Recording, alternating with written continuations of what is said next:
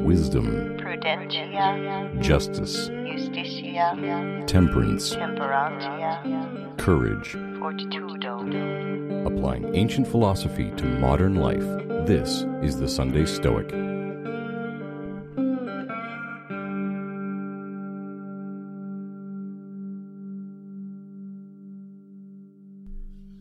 Welcome to the Sunday Stoic Podcast. My name's Steve, and I'm here to talk to you about the ancient philosophy of Stoicism.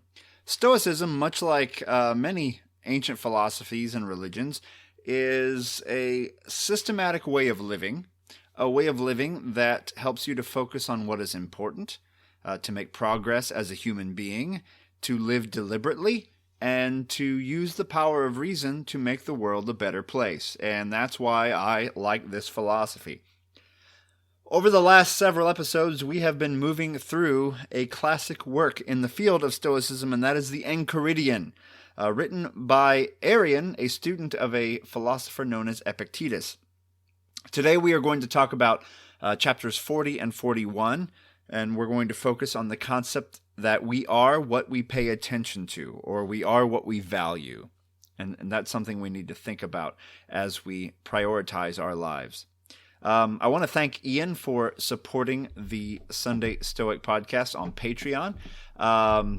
You can join for as little as $1 and get rid of the commercials that you hear when you listen to this on other platforms. So you can do that by joining on patreon.com/SundayStoic.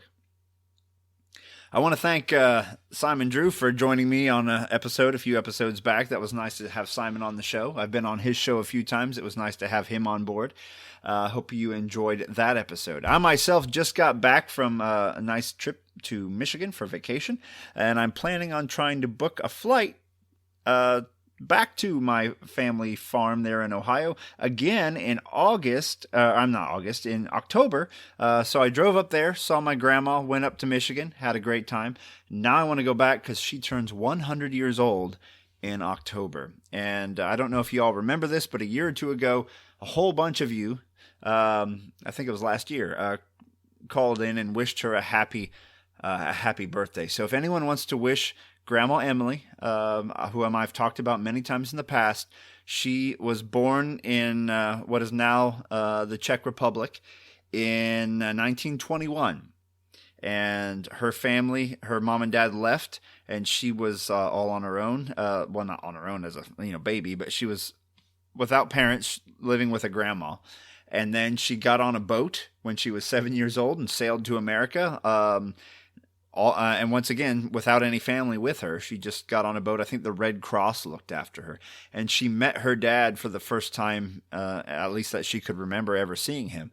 She met him when she was about 7 years old, and then found out she had a brother and a sister, and met them for the first time, and moved to Ohio, where she later met my grandfather, and where my parents were born, where I grew up, etc. So she is turning 100 years old. She's the matriarch of the family. Lots of good stories. She's a tough woman. She's been around for a while, and I want to wish her a very happy birthday. So if anyone wants to wish Grandma Emily a very happy 100th birthday, it'll be towards the end of October. Feel free to shoot a audio recording to sundaystoic@gmail.com, and I'll make sure she gets to hear it. All right, so this week's episode, once again, is going to focus on the Enchiridion, and we are going to focus on the idea that we are what we pay attention to. If people tell us that something's important, we will often focus on that thing. We want to fit in. We want to feel important. We want to be part of the crowd, and that's not always a good thing. And so we need to figure out what we actually find important and separate that from what we are told is important.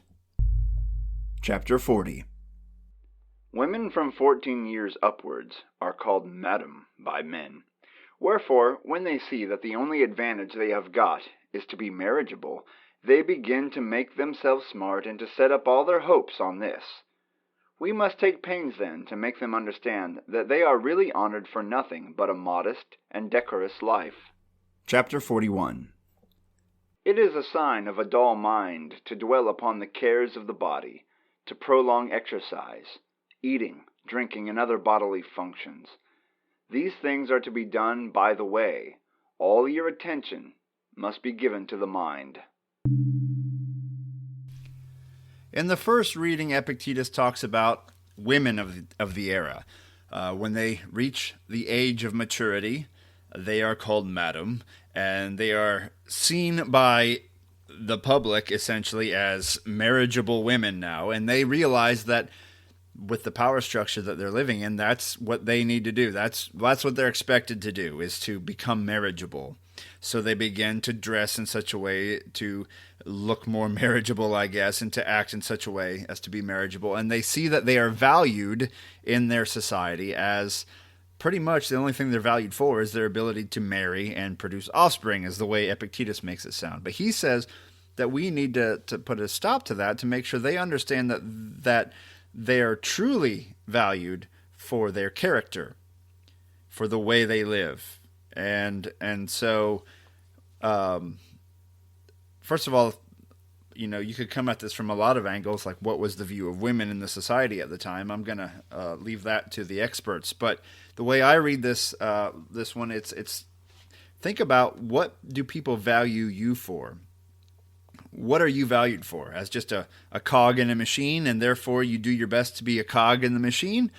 Or might there be something more aspirational that you value more than what society values you for? Is there something more that you can offer that maybe other people won't quite get it, but you know that it is the right thing for you to do? Maybe getting yourself ready for marriage is what's expected, but maybe that's not what you think is your nature, and you want to approach life differently. That's fine, but you have to deliberately think about it and try to separate out what you think is right for you versus what everyone else thinks is right for you. In the second reading, Epictetus is warning us about focusing too much on the wrong things. Now, some things are right to focus on. Your health, your fitness. Those are okay to work on, but they can become overwhelmingly time-consuming parts of our lives. We can focus too much of our time on physical fitness and too much of our time on acquiring wealth.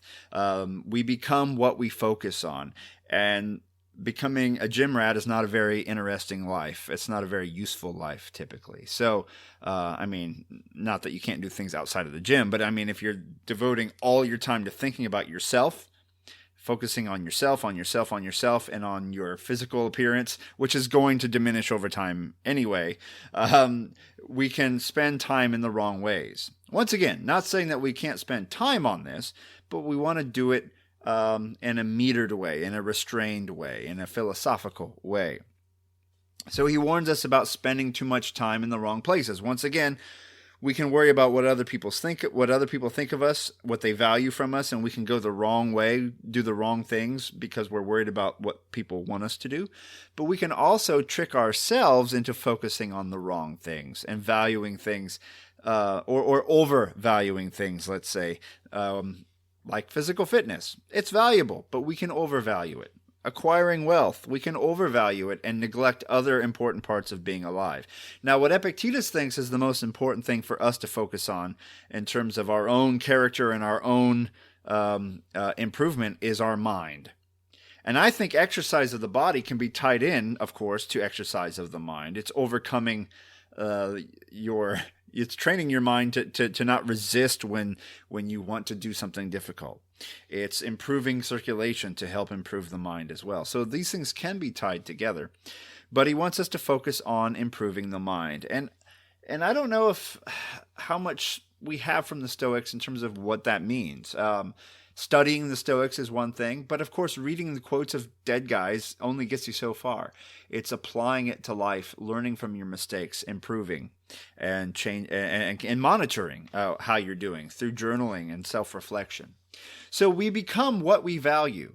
And so we want to make sure that the things we value are really things that have meaning and have merit and have weight to them, and are not just things we inherit from our ancestors, that we inherit from our society and the way society tells us we should behave and the things we should value.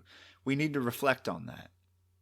I know I haven't in the past overvalued things. I always overvalue some piece of merchandise that I really want. I overvalue it and I obsess on it and neglect things I should be doing, and I go purchase the thing and it does not bring the fulfillment that I had hoped, right? So this can apply to big life choices or everyday decisions. Watch what you value. Put a check on it. Make sure what you're valuing is the improvement of your mind, your ability to live according to nature, to being a beneficial part of the cosmopolis. All right, that's all I have for you for today. I hope you're having a great week. I hope you'll email sundaystoic@gmail.com and tell me what you would like me to cover next after we finish the Enchiridion, because now we have about 10 or so more chapters to go, and we'll be through the Enchiridion entirely. So let me know what you'd like to hear in the next phase of the Sunday Stoic podcast. And remember, you can support the show on Patreon, get ad-free episodes, chat with me online, things like that. And you can do that by going to patreon.com/Sunday Stoic. And there are still a few Sunday Stoic challenge coins available on Etsy if you want to purchase one of those. I think there's like 4 or 5 left. You can get one there, and I'll put the link in the show notes. But until then, even if you don't spend a dime on this podcast, that's absolutely fine. But take a little bit of the info from it. Think about it. What do you value? What can you do today to start valuing things correctly? What kind of things have you been talked into valuing that you probably don't actually value if you look deep into yourself? These are things worth reflecting on. So do that, seize the day, and I'll talk to you soon. Carpe diem.